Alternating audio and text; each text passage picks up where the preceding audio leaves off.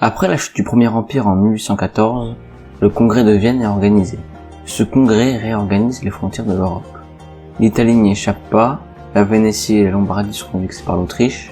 Pour ce qui est du reste, de nombreuses nations indépendantes similaires aux frontières de l'Italie avant la Révolution sont formées.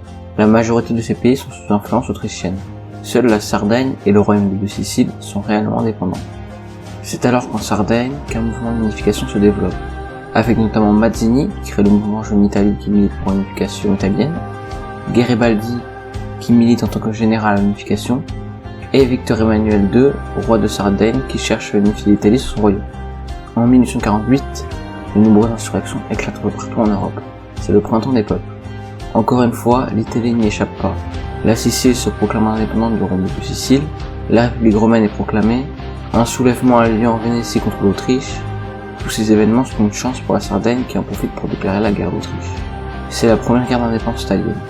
Mais toutes ces révoltes sont rapidement réprimées par les Français autrichiens.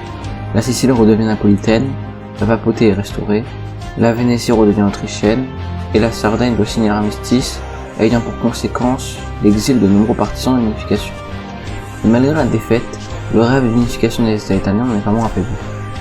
Après cet échec, Camillo Cavour, premier ministre sarde et chef du gouvernement à partir de 1852, décide de grandement moderniser le pays, notamment au niveau militaire. Mais la grande modernisation de l'armée ne suffit toujours pas à la Sardaigne, mais l'Autriche. C'est pourquoi la Sardaigne se tourne alors vers la France, auquel il voit un potentiel allié contre les Autrichiens. Un accord est conclu entre la France de Napoléon III et la Sardaigne de Emmanuel II. La guerre est déclarée aux Autrichiens avec l'été français en 1829. C'est la seconde guerre d'indépendance italienne. Les Autrichiens sont rapidement défaits à Magenta et à Solferino. Une paix est signée, la Sardaigne récupère la Lombardie. Cette victoire encourage les pays du nord de l'Italie à se révolter en faveur de l'unification. C'est une réussite, l'Italie du Nord est alors presque unifiée, mais la Vénétie reste encore sous contrôle autrichien. Par la suite, une expédition au sud dirigée par Garibaldi ayant pour but de conquérir le royaume de Sicile est lancée. C'est l'expédition de Mille. Dans le même temps, la France reçoit Nice et la Savoie pour son aide lors de la seconde guerre d'indépendance italienne. L'expédition de Garibaldi continue et c'est un franc succès.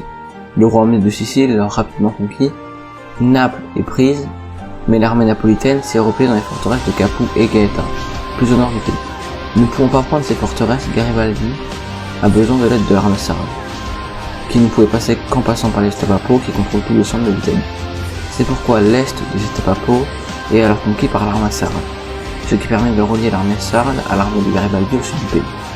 Finalement, c'est une réussite.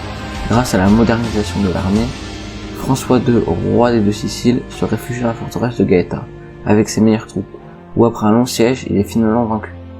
L'Italie est alors proclamée le 17 mars 1861. Sa capitale est Turin, puis Florence quelques années plus tard.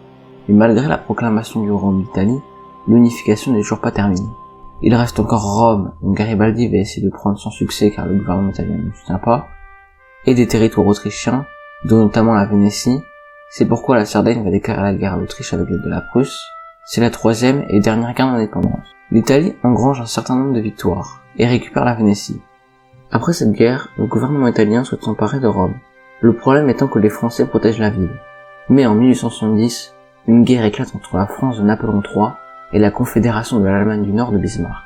Les Français doivent alors ramener leur garnison. C'est pourquoi Rome est alors prise en 1870 par l'Italie. Mais l'unification n'est toujours pas terminée pour certains nationalistes italiens qui revendiquent le Trentin au Adige et Trieste. L'unification pose aussi des problèmes, car elle est réalisée sur l'intérêt d'un seul pays qu'est la Sardaigne. Des guerres civiles éclateront dans les décennies qui suivirent l'unification, notamment dans le sud du pays. L'Italie va aussi participer à la colonisation de l'Afrique, mais sans succès, et perdant même une guerre contre l'Éthiopie. L'Italie va aussi essayer de devenir une grande puissance européenne, et participera notamment à la Première Guerre mondiale, où elle récupérera Trentin et Trieste. Mais malgré ces gains, beaucoup les considèrent très faibles, considérant cette victoire comme mutilée, car l'Italie n'aura pas eu la Dalmatie, un territoire qui lui était promis, et que la guerre aura causé près de 650 000 morts, ce qui provoquera beaucoup d'agitation dans le pays après la guerre. Dans tous les cas, après la Première Guerre mondiale, la majorité des territoires italiens sont alors unis sur un seul pays. Merci d'avoir regardé la vidéo. Si vous l'avez appréciée, vous pouvez liker, vous abonner, activer la cloche et partager la vidéo.